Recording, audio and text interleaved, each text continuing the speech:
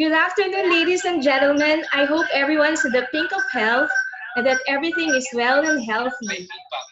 Once again, we are live via YouTube channel. Please feel free to subscribe and visit our Facebook page and click on the link to join and see us this afternoon. We are about to start our session and we feel blessed and happy to see you. So to start with, we will jump in by playing a short Intellicare video for about 2 to 3 minutes and be followed by a short prayer. The challenges of life demand that we measure up, and that's a fact Intellicare understands and takes seriously.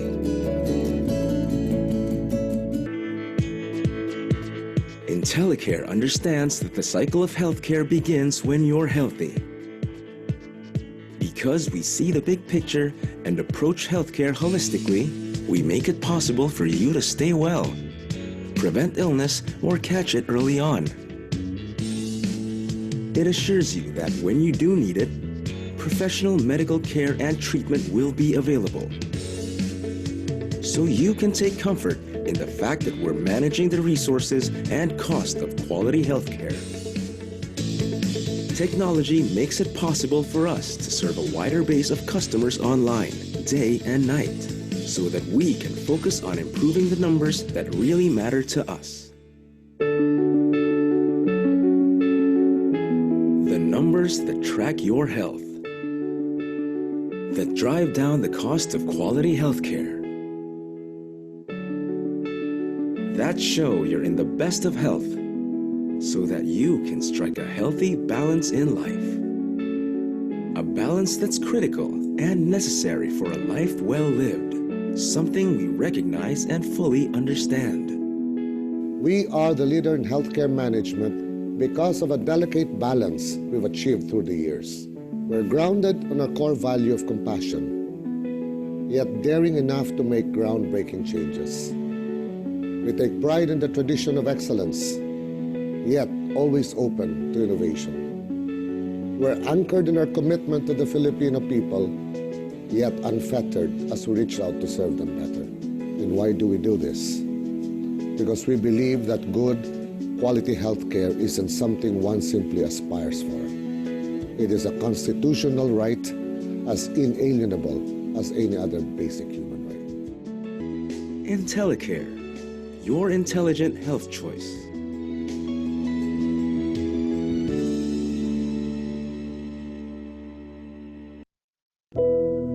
Lord, make me an instrument of your peace. Where there is hatred, let me sow love. Where there is injury, pardon. Where there is doubt, faith. Where there is despair, hope. Where there is darkness, light. And where there is sadness, joy. O Divine Master, grant that I may not so much seek to be consoled as to console, to be understood as to understand, to be loved as to love. For it is in giving that we receive. It is in pardoning that we are pardoned. And it's in dying that we are born to eternal life. Amen.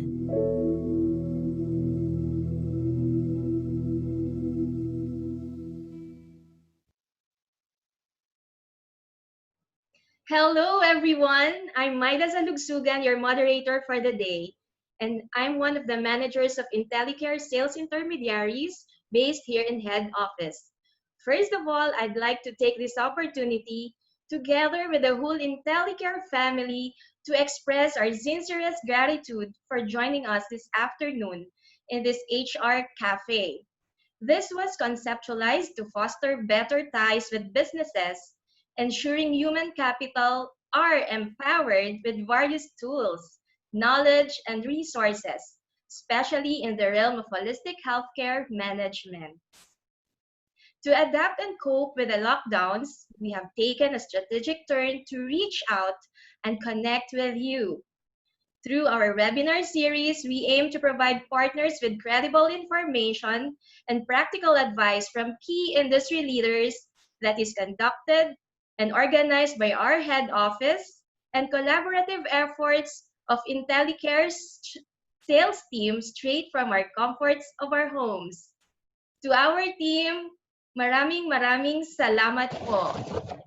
So, to officially start and welcome us all in this afternoon, let me introduce to you our Assistant Vice President for Sales, Ms. Jeanette Natanton.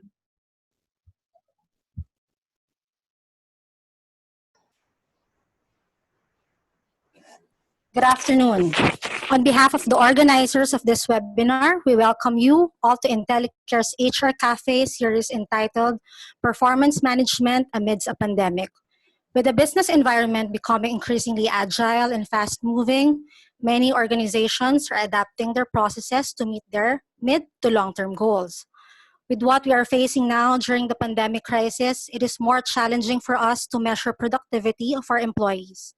With the absence of a face-to-face interaction, we have to restructure how KPIs are evaluated, how the day-to-day tasks are being done, and how the organizational goals are met moving forward. Intellicare, with our HR Cafe series, aims to help our HR partners in managing these new challenges by providing webinars on thought leadership, industry updates, and general information about health, employee benefits, and performance management. We hope with this webinar, we impart new insights and even inspiration on how to manage our workforce during this uncertain time, because we believe that employees are always the driving force of any organization. Thank you and good day to all.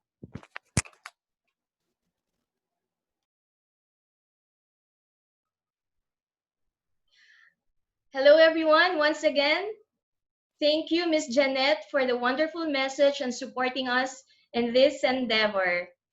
So everyone, I believe that you have received our texts, chats, and even emails and calls for today's webinar session from your very reliable and charming business development officers. But let me share to everyone our little house rules for us to have a smooth session this afternoon. You have an option to ask your questions using the Q&A chat box. You can also ask live question. Just raise your hand so we can switch on your microphone. We also urge everyone to mute their microphone unless there's a need to do so. Since everything is clear, let me introduce to everyone our resource speaker for this afternoon.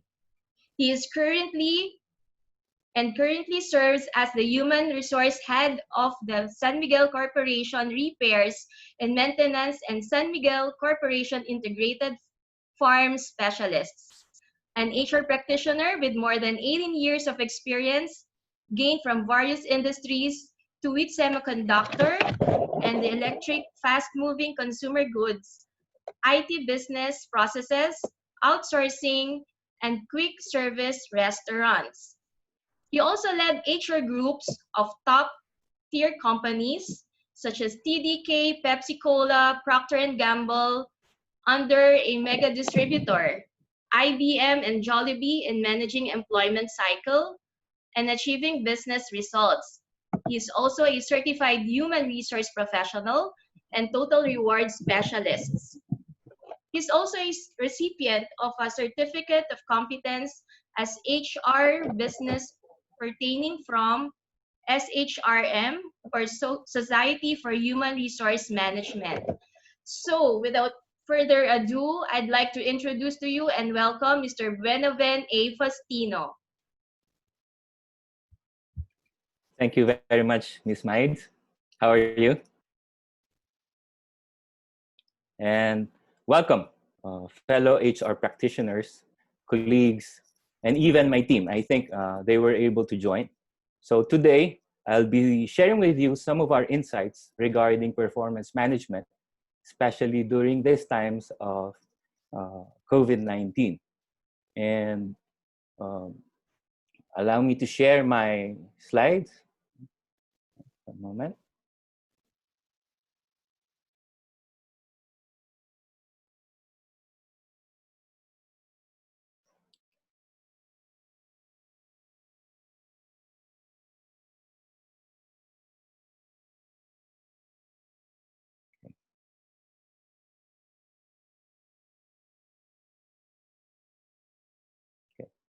So again, I'm Faustino, and I currently head some of the business units of San Miguel Corporation. But before anything else, let me share with you a pulse survey, which was done in mid-May. There were 3,000 employers who responded to the survey. And of course, they all said that they have been affected by the pandemic in one way or another. And in the Philippines, this our experience in terms of business impact, adoption of new ways of working, and last, measuring performance.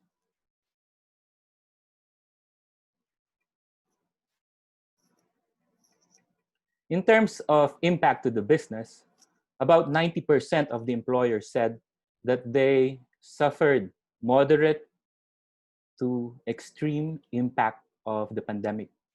Less than 10%, about 4% said they were positively impacted, while 6% said that they suffered minor or mild impact. Take note that some industries, well, thankfully, some of my business units were able to have positive gains out of this crisis.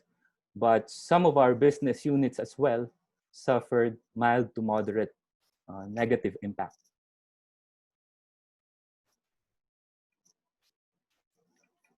And in terms of expectations, the revenue that we expect this quarter two, we're expecting a mild decrease from 26% to 75%. The employer said that about more than 90% said that they're expecting a decrease in terms of revenue, while 10% are expecting 1 to 25% decrease. And in terms of duration, most said that the impact of COVID-19 will last for 6 months, but personally, I think it will be for a year or so.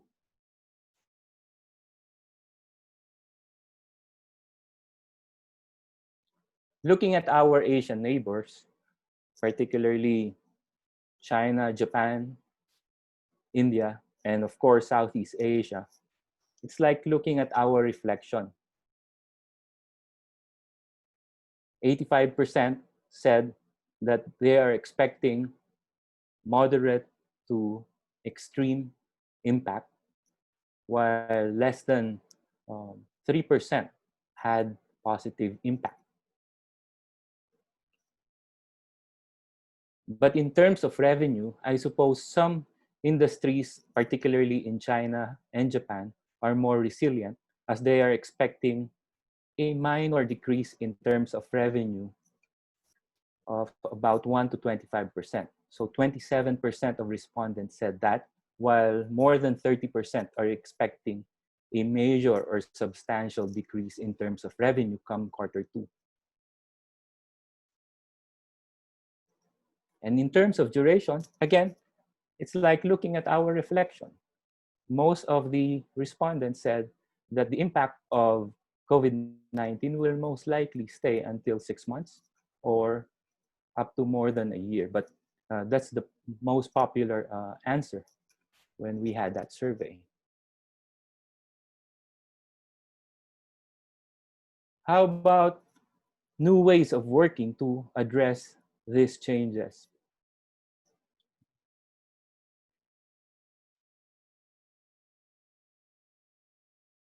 In the Philippines, 94% of the employers implemented flexible work arrangements from reduced work hours, partial work from home, or full work from home arrangement.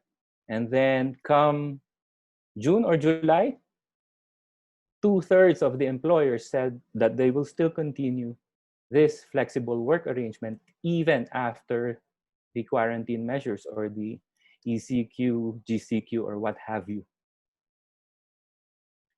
And these are the popular flexible work arrangement, the most popular of which is partial work from home in the country. And in Asia,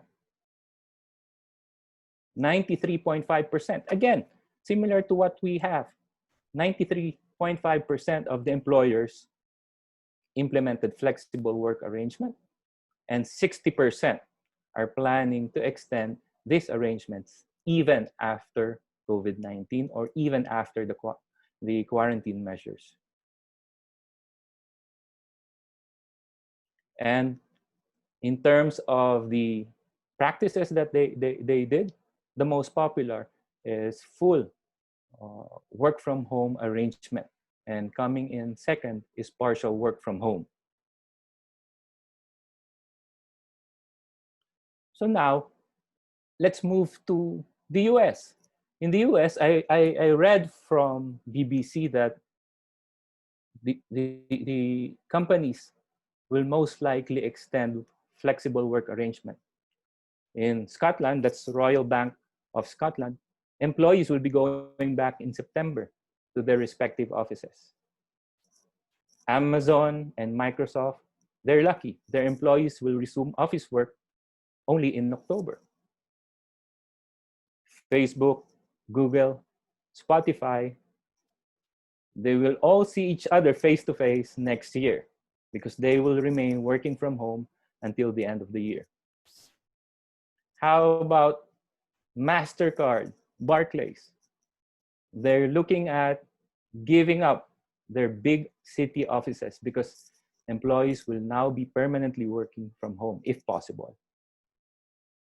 And at Twitter and WPP, the world's biggest advertising firm, the general rule is employees will remain working from home. The exception, they can ask if the rec report has to ask his boss if he can go back to his office. But that's an exception rather than the rule. So now it appears that the new normal is working from home or at any alternative workplace. It can be a co-working space, but clearly the trend now is to work from home and not the traditional workplace if possible. But we have to balance now. Are we gaining the results from our employees working from home?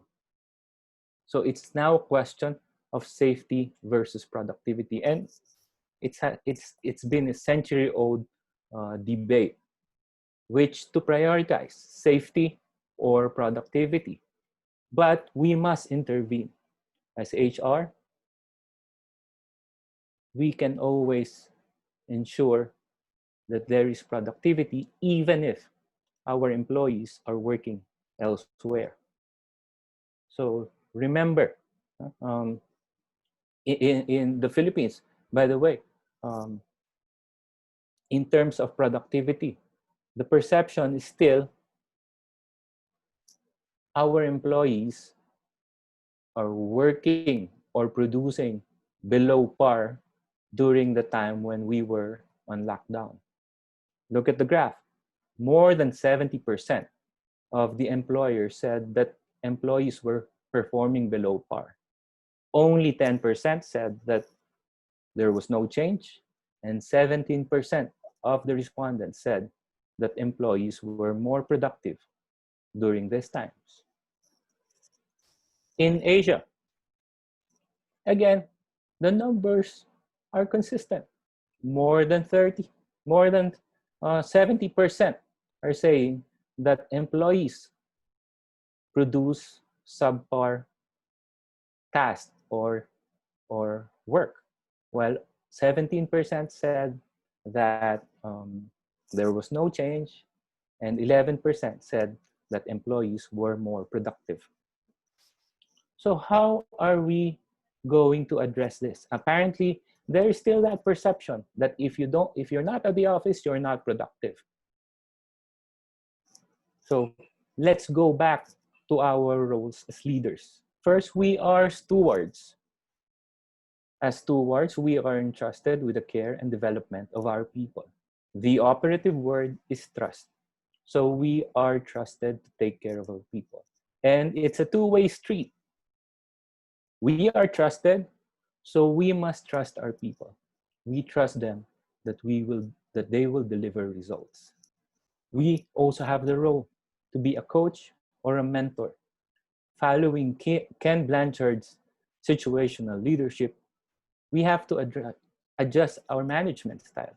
Are we going to be a mentor? Are we going to be a teacher to our subordinates? Or we will just facilitate or encourage growth through coaching?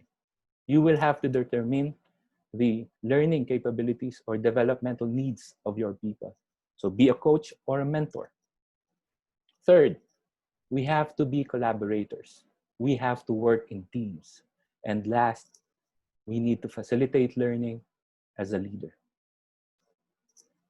In detail, these are the steps that we must do to ensure performance and productivity. Number one, let's communicate expectations. First off, your flexible work arrangement must identify the expectations, even the work hours. Please prepare a document, even if it's temporary. So in our case, before we provided our consent to be working from home or to undergo or to observe a flexible work arrangement, we had to sign a document and we stated that the work hours remain to be the same. So please be clear with that particular aspect of this flexible work arrangement. But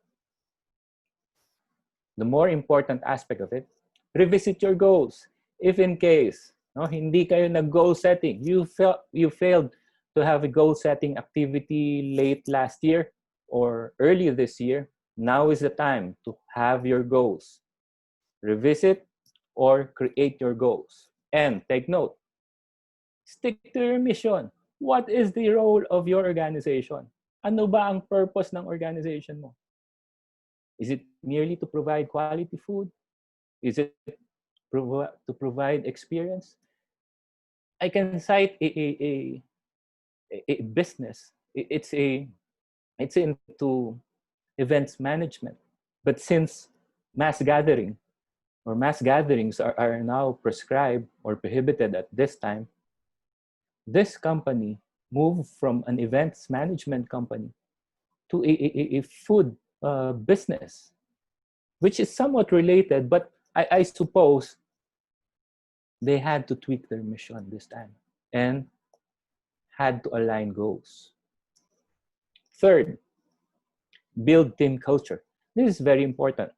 If you notice, do you go to groceries?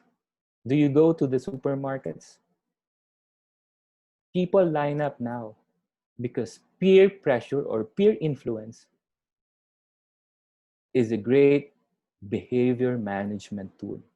Apply that to your team. If, let's say, before pandemic, people always come in late, they attend meetings late, clarify with them that it is not acceptable, especially now that we're in a pandemic. They're working from home, so there's no reason to be late. So if others observe that, others will soon follow because that is part of your team culture. Fourth, create SMART objectives. Now, we all know SMART. Our objectives have to be specific, measurable, attainable, realistic, and time-bound. If our objectives cannot be measured, then these objectives are, I should say, irrelevant. And last, focus on 3 to 5 targets. Why 3 to 5? We have 20 targets. Your subordinates might get confused. They might be overwhelmed. So just focus on 3 to 5 main objectives that will support your mission. In that manner, your employees will be able to have focus. They will be able to concentrate all their efforts to achieve those 3 important roles or objectives. Second, provide feedback. How do we provide feedback?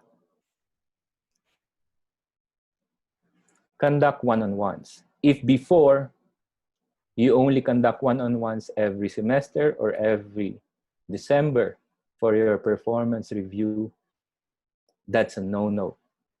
And it is more so, especially since we're observing flexible work arrangement. So conduct one-on-ones with your direct reports, with your employees, or even your stakeholders. Personally, I arrange a regular one-on-one with my boss, and that is weekly, at least once a week. So conduct one-on-ones. At the beginning, you may start once a week, but later on, you may do more frequent one-on-ones with your direct reports. Second, increase team meetings. Apart from the one-on-one meetings, of course, you'll have to involve your teams. So do at least a once a week, twice a week meeting with your teams. And last, coach direct reports. So again, if some employees need motivation, your high potentials, challenge them, you also have to have coaching sessions with your direct reports. Third step, communicate the why. The reason for being, why you're doing a particular job or task. So first, align your employees, update your employees with town hall meetings, and make your leaders more visible. So the town hall meetings, as much as possible, must be facilitated by your leaders. And third, remind teams of their purpose. Inspire them. How are they going to help themselves through their jobs, how they help the organization, and how they help the country or the world in general. So remind your teams of their purpose. Fourth, track performance. Conduct checkpoint meetings. So to ensure that a particular team is performing as expected, conduct checkpoint meetings. It can be weekly as well, or depending on the need to track the project or performance. Second, document progress. You have to write down. You may make use of a journal to document the progress or development of your team member or your entire team as well. It can also be used to track or to record performance in case you have to let go of employees later on. Fifth, use technology. So why do we use technology? One is to improve communication channels, and second, to reinforce habits of accountability. Make use of these tools. These are, at least the things that I use are free. So again, it's reliable to make use of email. And for meetings such as this, you can make use of video conferencing platforms such as Skype and Zoom. You can also make use of messaging apps. We have Viber, which is very popular in the Philippines, and Messenger. Before, I had this bias against these apps because somehow I felt that, let's say for interviewing candidates, I felt that it was unprofessional to connect with candidates using Viber or Messenger. But nowadays, even our president makes use of Viber to update employees. So make use of these free apps. We also have an app to collaborate with teams, Slack, to track projects through uh, Asana and Trello, and even games. I did a game or two games before, about 2-3 weeks ago, using Kahoot. So it's also a way to engage my team as well. So feel free to apply that as well. And last, we have to ensure momentum. How? So train our employees like this one, or even MOOC. Um, Encourage our employees to enroll on any other developmental course using MOOC or massive open online courses. Most of the courses are free. So train them because they get to save time, the time to commute, the travel, about 2 hours, 3 hours. Apply those hours to learn a thing or two using free training or even MOOC. Second, adjust goals. I won't share numbers, but thankfully for the business units I support, we had about more than fourfold of our goals in terms of revenue. So it's time to revisit our goals. We have to provide stretch goals to our team. So adjust goals accordingly so that your people will remain challenged. Engage employees. So the elements of engagement provide mastery, purpose, and authority.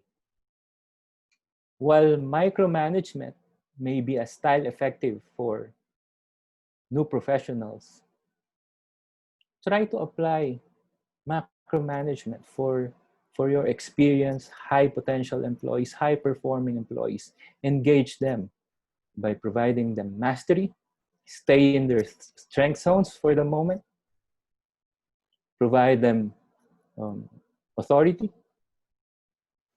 Those are the things that will engage your employees. And lastly, focus on what is certain. Some employees might be afraid to be afflicted with the virus, but there are ways that we can observe to prevent the virus. So advise your employees to just focus on what they can control. So in brief, these are the steps that we need to observe to ensure that performance or productivity is achieved even while employees are working from home. So again, let's communicate expectations, provide feedback, communicate the why, track performance, use technology, and ensure momentum. So we all know that Republic Act 11165 was enacted in March 2019. Particularly, it's implementing rules and regulations. But most companies didn't even bother to read that law. One is it's purely recommendatory. It's not a must to provide flexible work arrangements to our employees. Only the tech companies, which by the way have been implementing flexible work arrangements since early 2000, bothered to know more about the law. But after lockdowns were imposed, all companies, willy-nilly, whether we like it or not, we had no choice but to implement flexible work arrangements. While there is indeed a lot to improve in terms of productivity. We as HR practitioners have a way to improve performance or to ensure that there is productivity even when our employees are working from home. But this move clearly indicated it only underscored one thing, that in at the end of the day, if we have no recourse, people will remain to be our greatest resource. So let me end my presentation with a quotation from our president, Ramon S. Ang. Let me read. At this point, what is more important? Our lives, not money. We can make money again, but life, once you lose it, it is gone forever. So between life or money, I'd choose life. So again, thank you and enjoy the rest of the day.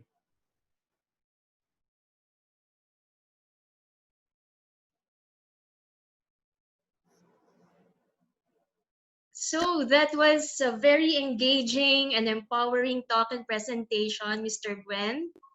Probably now our Thank you, ma'am. participants, we currently have 204 participants listening to you, and we're learning a lot from you, especially in this crisis or situation. We'd like to open the screen, and we are currently ready to answer questions from the participants. So I think there's one question here that was posted by one of the participants. So, Mr. Buen, how do you know that your employees are performing, and how do you measure their performance while working from home? This participant would like to also get a tool on how you do it personally on your own. Okay. Well, I know some tools to measure actual work hours. It's called Time Doctor, and I was part of the BPO industry in the past. So the phone itself, the Avaya that they use, is is meant to track work hours. But if you'd ask me, I won't resort to that. Uh, I don't resort to those apps because it's a sign of distrust. And as mentioned earlier, as a leader, we have to trust our people as well because we're entrusted to take care of our people. So the steps that I provided earlier are, I should say, foolproof steps to ensure that our employees deliver. So it's not a matter of time. Of course, time is essential to deliver output, but it's not solely based on time. My focus is more on output or deliverables. Thank you for that, Sir Buen. There's another question here. Um, this participant would like to ask about the prevalence of anxiety and depression during COVID, and what is its effect on productivity, and how much empathy should leaders display? Okay. I mentioned a particular step on providing feedback, and one item relative to that is conducting one-on-one meetings or one-on-ones. And it's not solely focused on deliverables. I spend about half, let's say, I get to talk with my people per individual 1 hour to an hour and a half. And I should say that half of the discussion pertains to how the employee is doing, how the employee is coping with the current changes. So it's very important that you should take care of relationships. It's not just about deliverables at the end of the day. If you take care of your people, of course, the people will have the accountability to deliver results in the end. So in terms of average time, I should say, yeah, I allot 30 minutes to to 45 minutes. It might be long for some, but that's my style to get to know my people better and help them if needed. So probably your staff are very much lucky to be with you, Sir Gwen. And I can simply relate to that as well, because personally I also talk to my bosses, and I'm also very much privileged that I have lots of superiors to talk to Intellicare. Even during unholy hours of the night, they're very open, even on text, Viber, or video call. So these friends would really be able to help us a lot on this. So there's another one question here, Sir Ben. Since we have different KPIs, what do you think is the best basis of KPI that we can probably apply in our workforce? Okay. It will Because have to, we yes. understand that different companies have and roles have different KPIs. So probably on a basic knowledge, there's this question on what could be the best basis of creating this KPI. Okay. I'm more used to top to bottom creation of KPIs. So the directives come from management, top management.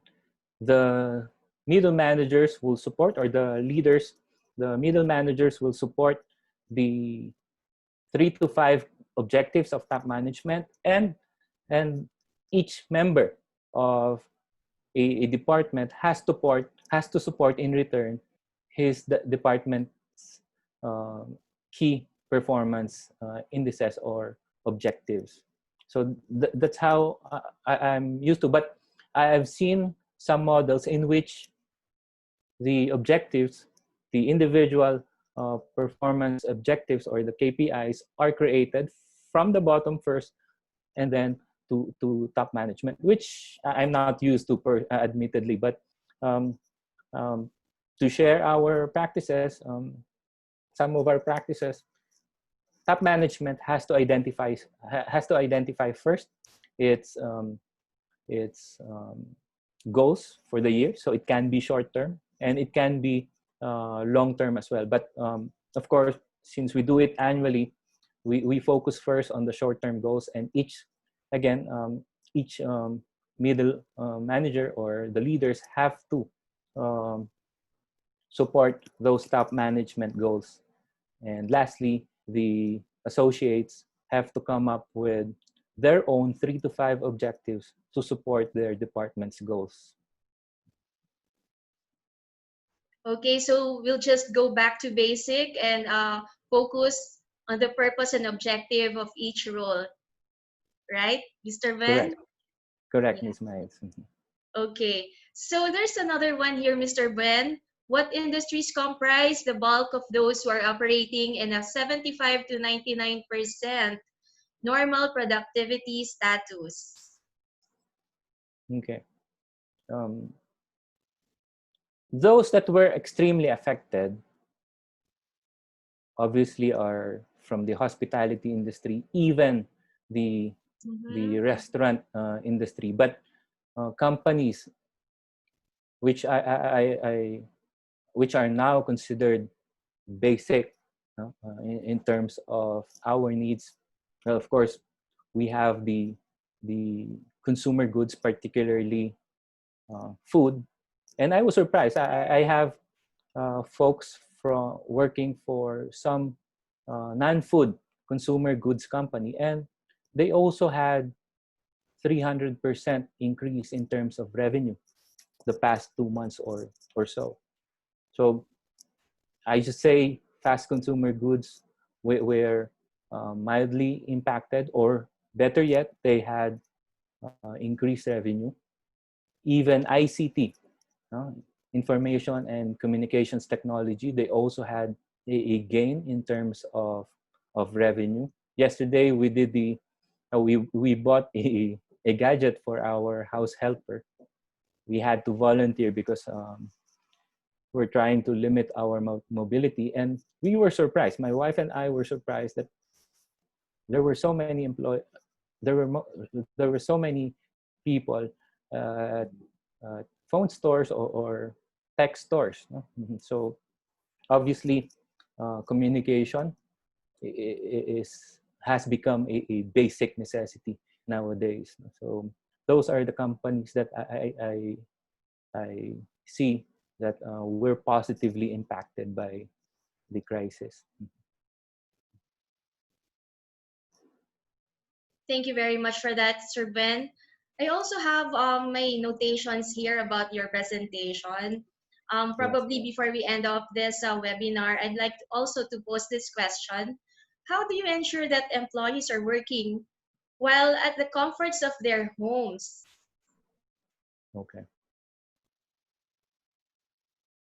There is actually no way to Yeah. if you want to monitor every move of your employee, well, this may sound sarcastic, but perhaps apart from internet connection, you will have to provide CCTV camera, you know, just to monitor that employees are working up to the last second.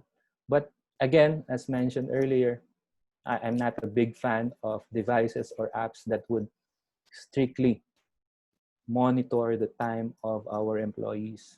I'm more concerned with output. So just do constant communication with the employees, help them if needed through coaching or mentoring, through developmental interventions, and I suppose you'll be in good stead. Yeah. So that's a continuous monitoring and keeping in touch with and having a touch base with employees. So probably this is one last question for you, Sir Ben. Would you terminate the services of an employee due to poor performance during a crisis? The answer is yes. So you just have to document. I believe I was able to discuss that portion of the deck in which we have to document progress. So the flip side of it, you also have to document non-performance. You'd be surprised. Even your phones have the capacity to document coaching sessions by writing down notes. So include non-performance, failure to deliver within timelines, and those documents later on, if signed, are safe documents to proceed with termination of one services due to non-performance or poor performance, even during a crisis. Thank you for that, Sir Ben. So probably our participants currently have been enlightened as to how they'll be able to transform and manage the performance of their employees.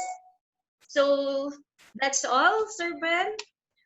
Probably for the participants, if you have further questions, please feel free to share your email addresses to us. You can chat it through the chat box, and we will gather all the summaries of your questions and get back to you and coordinate with you when we do coordinate with Mr. Ben as well regarding your requests. So again, on behalf of Intellicare, we would like to thank you, Mr. Ben, for gracing us in this afternoon. And for all the participants, we also would like to say once again our sincerest gratitude for joining us this afternoon. By the way, this is Maida Salugsugan once again, wishing you a very blessed and great week ahead. Stay safe and be healthy. Thank you. The challenges of life demand that we measure up. And that's a fact Intellicare understands and takes seriously.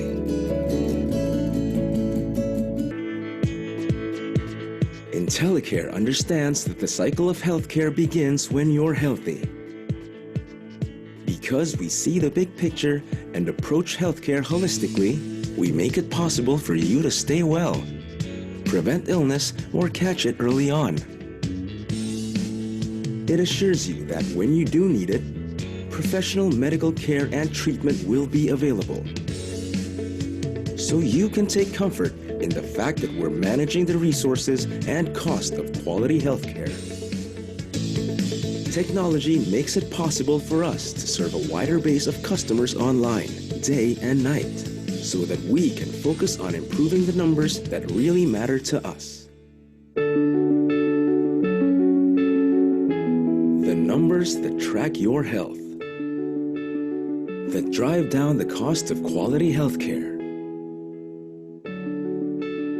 that show you're in the best of health, so that you can strike a healthy balance in life. A balance that's critical and necessary for a life well lived, something we recognize and fully understand. We are the leader in healthcare management because of a delicate balance we've achieved through the years. We're grounded on our core value of compassion, yet daring enough to make groundbreaking changes. We take pride in the tradition of excellence, yet always open to innovation. We're anchored in our commitment to the Filipino people, yet unfettered as we reach out to serve them better. And why do we do this? Because we believe that good, quality healthcare isn't something one simply aspires for. It is a constitutional right as inalienable as any other basic human right. Intellicare, your intelligent health choice.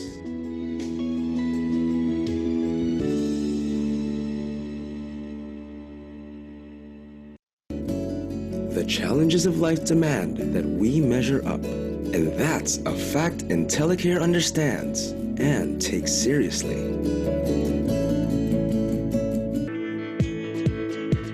Intellicare understands that the cycle of healthcare begins when you're healthy.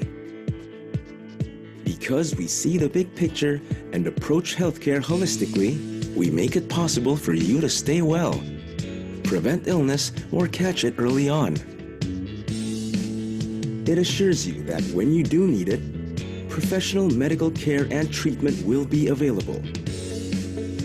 So you can take comfort in the fact that we're managing the resources and cost of quality healthcare. Technology makes it possible for us to serve a wider base of customers online, day and night, so that we can focus on improving the numbers that really matter to us. Numbers that track your health, that drive down the cost of quality healthcare,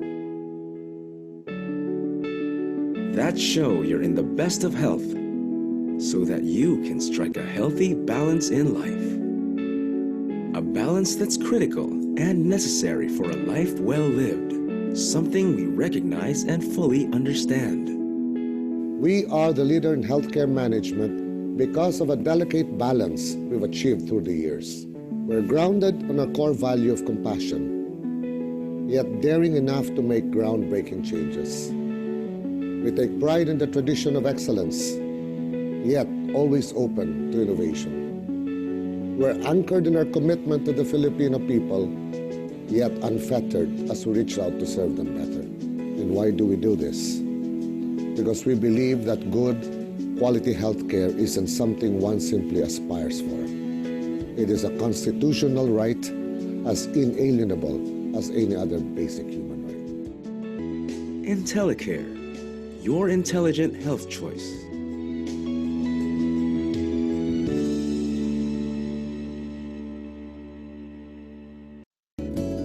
The challenges of life demand that we measure up, and that's a fact Intellicare understands and takes seriously.